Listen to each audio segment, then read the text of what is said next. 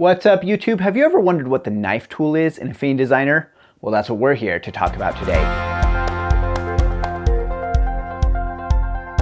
Welcome back. My name is Ben. I'm a media design educator. Today we're talking all about the knife tool in Affinity Designer. This is one of those tools that really goes underappreciated. It's just not used very often, and that's probably because there are really only some specific use cases where it makes a lot of sense, or some specific art styles.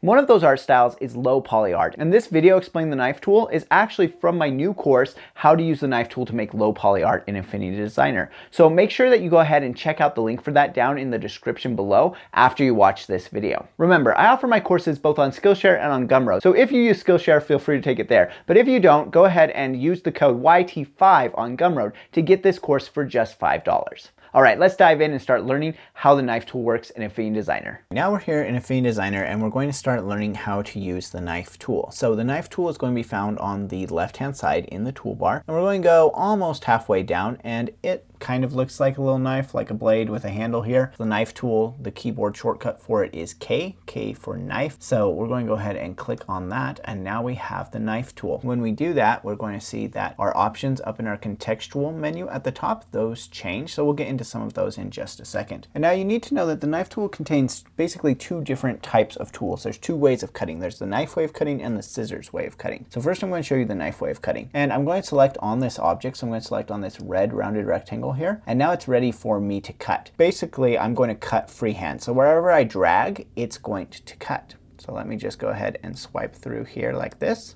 And now I've cut this in half. You can see there's now a line running through there. So that is the knife tool, and then you can change the color of it. So I can come over here and I can select each of these objects independently. There's now two objects here. I'm going to hit Command Z to put them back together, and then I could change this color. So if I want this color to be yellow now, I can go ahead and click there. And now I have this here. The next way that you can cut is with the scissors. So if I grab the knife tool again and come and click here, I can then scissor in any of these points along. So any place there's a point, I can scissor. And if I don't like where any of these points are to cut, then I can add a new point just by coming along here and clicking. If I'll just go into the middle here, cut right there, and then I'll come down here, and I'll cut right here. Let me show you what that does. I need to be on my node tool, which is the white tool. That's where it switched to. And now I can drag these apart like this. So if you zoom in really closely here, you can see that there's a blue line here showing that there's a stroke coming along here, but here where I've scissored and I've dragged these points apart, there is no longer a blue line showing a stroke. So if I add in a stroke using my stroke panel, I'm going to pull my stroke up, you will see that there is no stroke there. And that's because that is an open shape because I've scissored it there. And so that scissor tool is useful in being able to cut apart places in your shapes that you might want to be able to open that shape up or get 2 points there to be able to manipulate. All right, let's take a look at a few more things with the knife tool here. Click on the knife tool, come over here and click on this green rounded rectangle. Let me just show you a couple of things. Here where it says options, there's a little button there that says straight line. If we turn that on, we can't cut in a curve anymore. We'll now only cut in straight lines. So as I drag this, I can only cut in straight lines. So if I wanted to divide this guy up, go like that, and now I've knifed it in straight lines. Now if I have that off, but I want to still be able to do curves, but I want them to be a little bit smoother, I can turn on my stabilizer option. And I have two stabilizer options. I have rope mode, so that allows it to act like it's being dragged by a rope. And I also have window mode. And window, it's kind of interesting. It actually does it kind of as an average of where you are dragging. So let's see each of these. So with stabilizer turned on in rope mode, I can now come in here and I can do that. And it tries to smooth out my shape. So let me drag these apart so you can see what each one looks like. And now if I come back to my knife tool and I switch my stabilizer to window mode, so then it will take wherever my line goes and it will average 20 pixels around that to try and give it a nice smooth feature.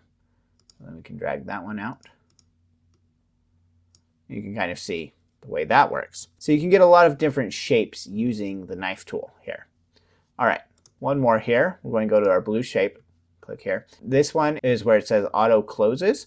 That's going to determine if it closes off the shape or it doesn't. So we can do this and we can say, should you close it off when it's near, when it's far, or always close off the shape when I cut it? Let's see what this looks like. So if I come here to always, I take my knife tool here, I go like that, zoom in, you can see that it's actually added points all along here. So instead of just doing 2 points, it's done 4 on the edges and 1 in the middle.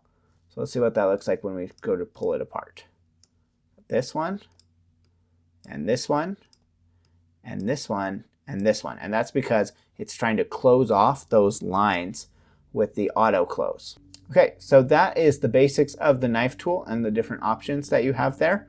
And now that we know how to use the knife tool, we can go ahead and we can start using it to cut up a drawing into polygons. So that's what we'll do in the next video. All right, I hope you enjoyed learning how the knife tool works. It's a little bit of a different tool, and it's not one that gets used by a lot of people a lot of the time. But go ahead and check it out and see if you like it. Let me know down in the comments below. And don't forget, you can take the full course that this video is from by going down and clicking the links down below. And if you take it on Gumroad, make sure you use that code YT5 to get it for just $5. We'll chat in the comments, and I will see you in the next video.